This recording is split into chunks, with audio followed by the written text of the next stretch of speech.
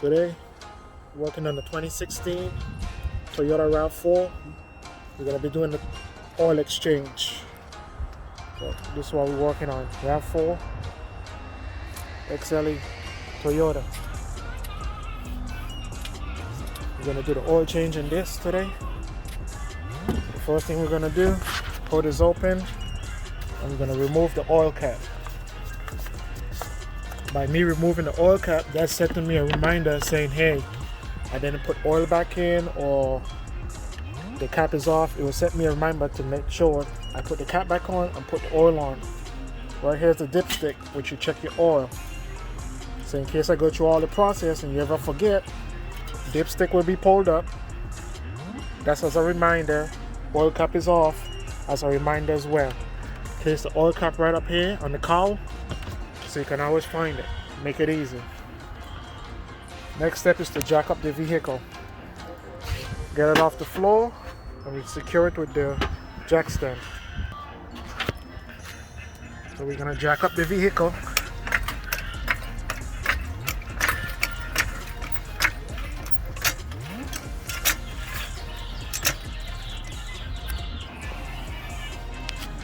So vehicle is jacked up, jack stand is underneath, wheel is off the floor. Next step, you're gonna grab the oil bucket. You can get under the car and see what size bolt is in the oil pan.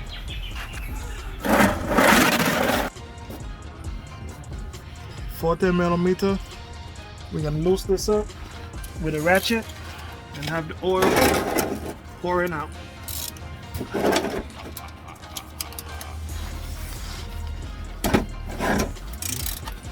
May be a little bit tight, but once you use a ratchet or a wrench, you'll get it loose. Never use an air tool or cordless tool to loosen up this bolt. You can mess it up and cause more problems.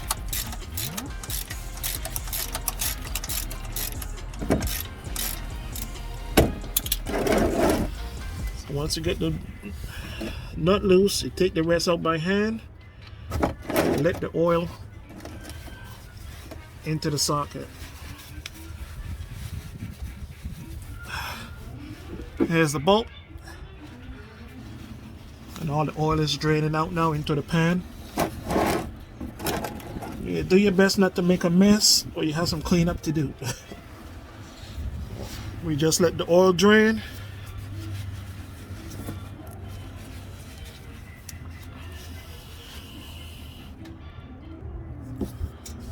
So the oil just about finished draining. So we're going to take the same bolt back. Most likely, in the mechanic world, they always tell you change the washer and the bolt every oil change. So we don't have a washer, so we can just reuse what's on this one since we don't have a washer.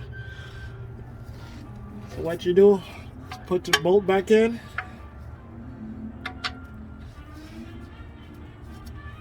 Hand tighten it first to make sure you get a couple threads in.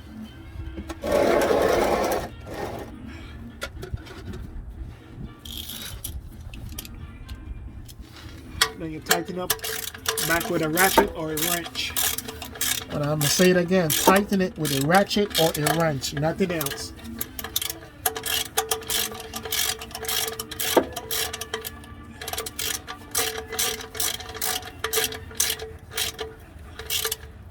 And a reminder, when you're doing these bolts, you tighten it and snug it. Do not over tighten the bolt, or you can strip the threads in the pan and it will cause it to leak. So just snug the bolt when you get it, when you hit to that spot, give it a little quarter of a turn, and then that'll be it. If there's any oil excess running off, just wipe it off. So when the engine get hot, they wouldn't be burning the oil. Next, we're gonna get to the oil filter, which is on this side. This is the oil filter here.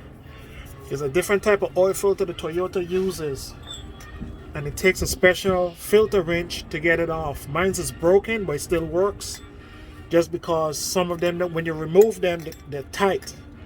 And when they're too tight, sometimes you have to replace the whole housing just because it will or will end up breaking your filter wrench. But this still works, so I'm gonna continue using it until I can't. So on the filter there's 3 locking tabs and 1 in the back, which this wrench is designed for, to hold it.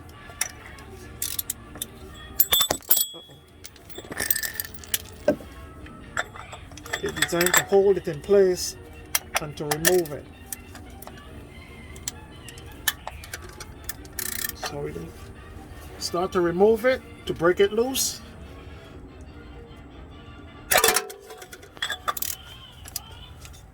See, this one was tight again. So, okay, once you get it break loose, we'll put the oil pan up underneath it to catch the remaining oil. So we can finish taking out the rest by hand. Since it's really loose, we just twist it off to the left. Lefty, loosey, righty, tighty.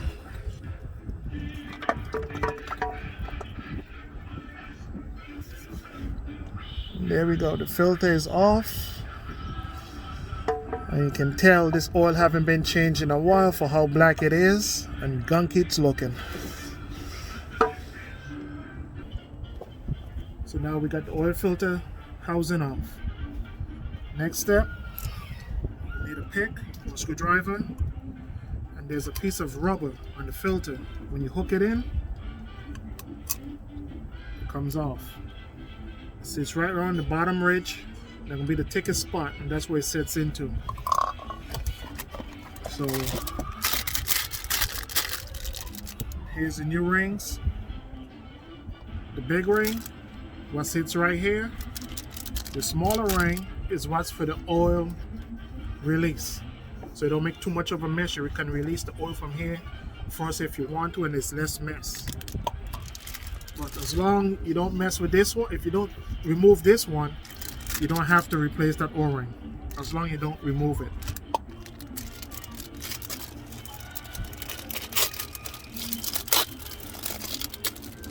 So you take in the big ring, you slide it over, and we'll run it down to the bottom section to where that big wedge is into it, and it should sit right into the wedge. Next thing, as a reminder, make sure it's in the wedge, and when you put it back up, be careful and put it on very slowly at first, because you don't want to pinch this O-ring. If you pinch the O-ring, you'll have an oil leak. This is the filter, the new filter. See this ring? It goes over it. And once you put the new filter over it, it snaps in there and it's tight.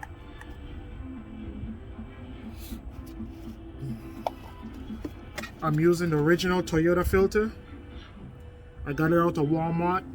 There's other brands you can use, but there was out of the other brand, so I took the Toyota brand. This one at Walmart was like $6 and change. If you go to Toyota itself, you'll be paying more. So you can go to any other stores, Walmart, anywhere, find your filter.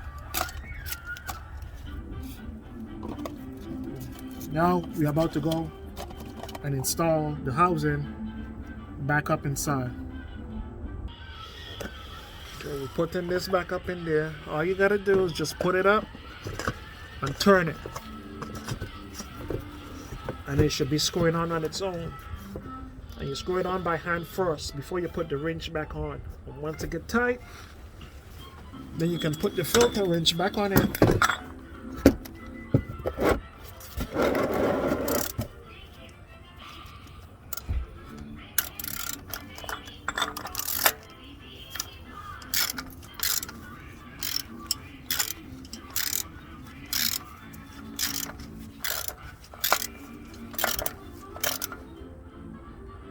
That's it. Once it's locked, give it a quarter of a turn. Make sure it's tight. And that will be that for the oil filter. Oil is drained, filter is changed. Time to lower the car. Now it's time to lower the car. So what we can do, jack it up so we can get a jack stand out. Once it's up high enough, remove the jack stand lower the car.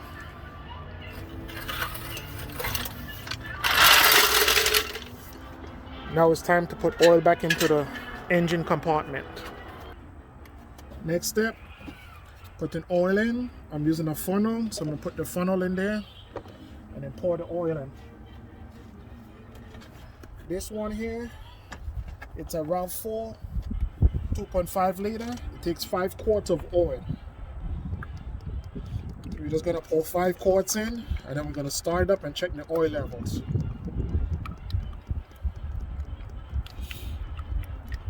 If you're not sure of how much quarts to use in a vehicle, what you want to do is start with 4 quarts. If it's a 4-cylinder, start with 4 quarts. If it's a 6-cylinder, start with 5 quarts or 5.5. If it's an 8-cylinder, start with 6 quarts. And then after you crank it up, you can check your dipstick and see, and then go from there and then check how much more you need to add afterwards. And you add in increments. So now we add the oil. We're about to check the dipstick. So what you do, you pull it out and you wipe it off. Wipe the dipstick off. It's windy out here. Then you put it back in all the way down and you check it. We're about maybe half a quart off. So then we need to add a quart back more. This is why you check in increments if you don't know how much you're going to use. So we're going to add more oil until we get to the fill line.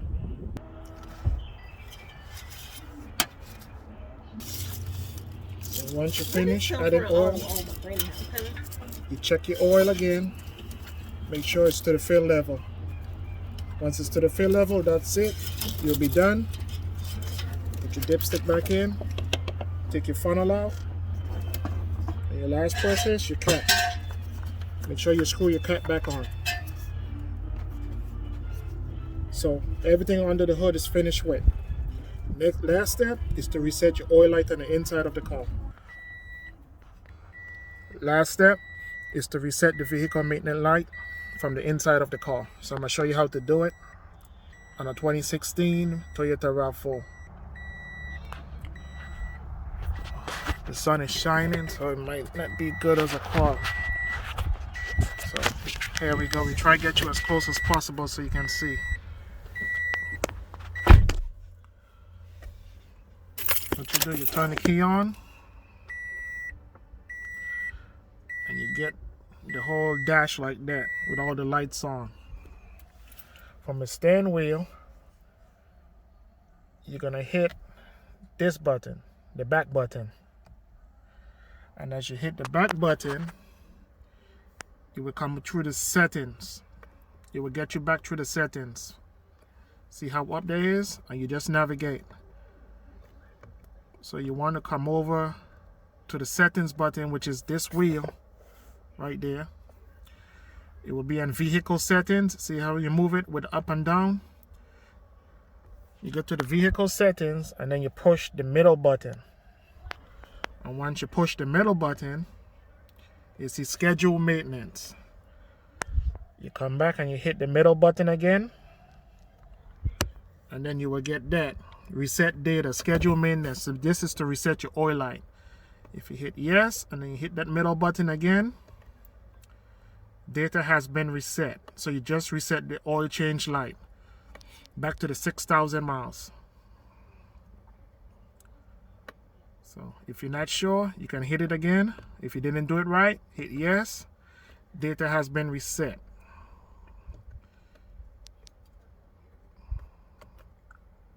Then you can exit out the menu and put it back on whichever settings you want it on. And you can start the car. And no more maintenance light is on the dash. So the maintenance light is off for the oil change. In the next video, I'm going to show you how to take care of this tire pressure light. This can be due to the weather change, since it's going from hot to cold, or there can be something in the tire like a nail screw or anything. So in the next video, we'll be doing that one and update you on how to take care of that light and get it off your dash. Y'all can like, subscribe, hit me up. Kelston Drew, peace out.